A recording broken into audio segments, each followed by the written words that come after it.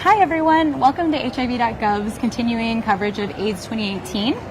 I'm Rachel Smidt, I'm the Public Affairs Advisor in the Office of HIV/AIDS at USAID. Before we get started, I just wanted to let you know that if you're watching live and you have questions, please feel free to enter them into the comments and we'll try to address them at the end.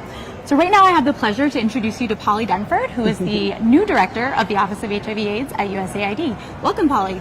Thank you so much. It's a pleasure to be with you all today. We really appreciate you taking time out of your very busy schedule here at AIDS 2018 to talk with us. So it's day 3 of AIDS 2018.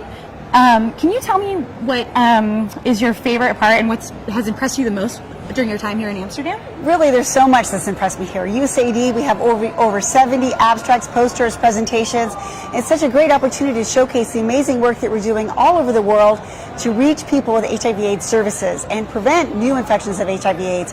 I've learned so much from the time that I've been here. We're learning about how we need to reach men. We're learning about how we need to reach key populations. And the data that we have now really allows us to hone in on those populations and age groups that we need much more to do. That's great. Thanks so much, Polly.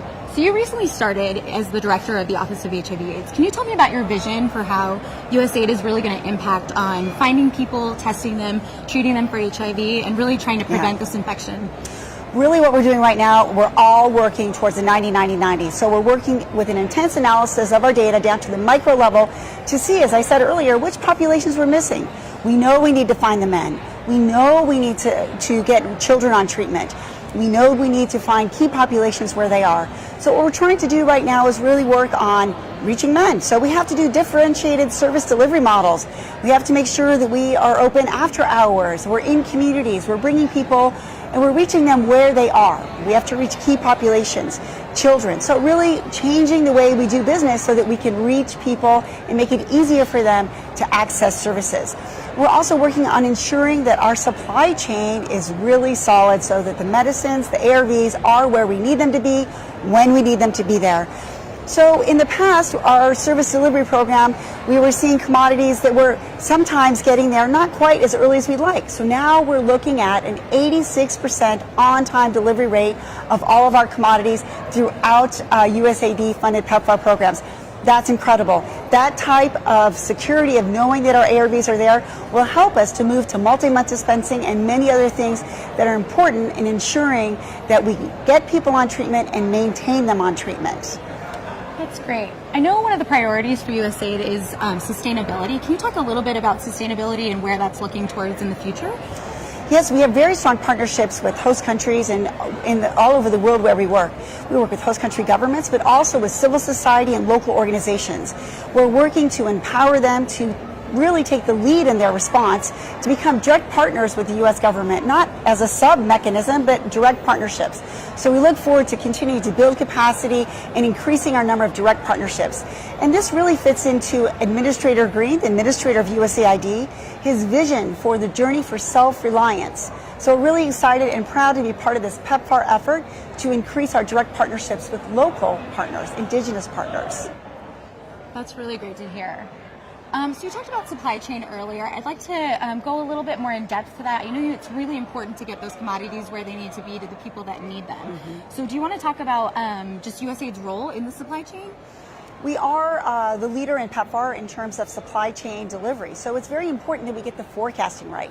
So we work very closely with Global Fund and other donors and host country governments to identify how many medicines or ARVs we'll need in a particular country in a given time.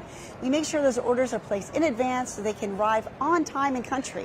And like I said now, 86% of our deliveries are actually on time. And then we're also working with countries to build their service delivery systems to ensure that they get to the last mile to the patients who need their ARV drugs. And so we are doing well in this space and we're looking forward to continuing this effort with all of you. That's really great. So I know you've been with the agency for a really long time. So what is one thing that you wish everybody knew about USAID that maybe they don't? I think that USAID, one thing that's great is that we work in areas of family planning, maternal child health, nutrition, tuberculosis. So we have a very broad public health approach in the countries in which we work. PEPFAR is a major component of our efforts, but one thing that we can bring to the table is making sure that we can provide a holistic, comprehensive package of services to countries in which we work. And we think this is really important right now as we are looking at different lines of first-line treatment for antiretrovirals and the rollout of dolutegravir. It's important that women also have access to voluntary family planning services.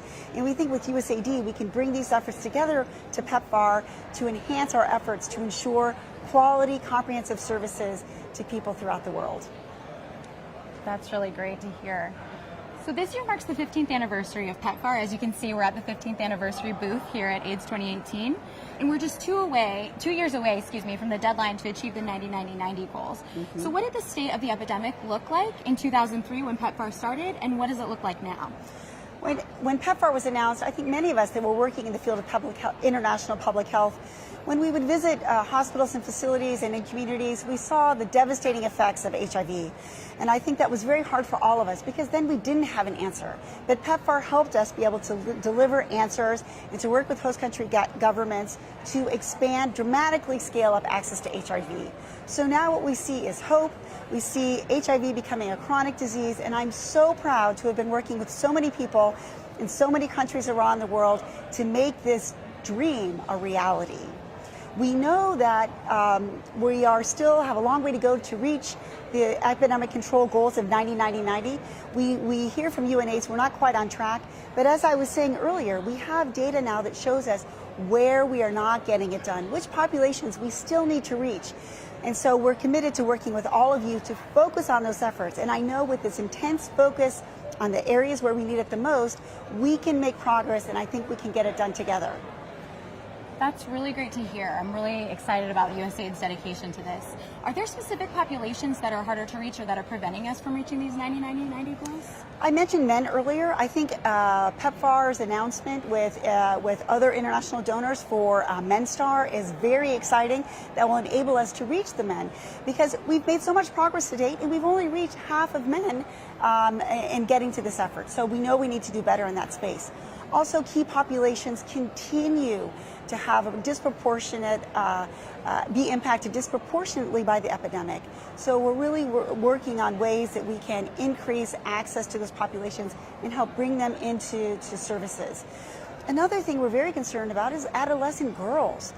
We want to make sure we protect them. They're especially vulnerable for new infections. And so through the PEPFAR Dreams initiative, we see that layering different initiatives through education, access to voluntary family planning, school and empowerment, we can empower girls to dramatically increase incidence in this very critical population. And so we feel very proud to be part of that effort as well. So altogether, we need to make sure we get children on treatment, and that's been tough as well. So we look forward to continuing redoubling our efforts in this aspect as well. Can you talk to the average American that maybe doesn't know much about PEPFAR? What has the legacy been of this program? I think the legacy of this program is saving lives.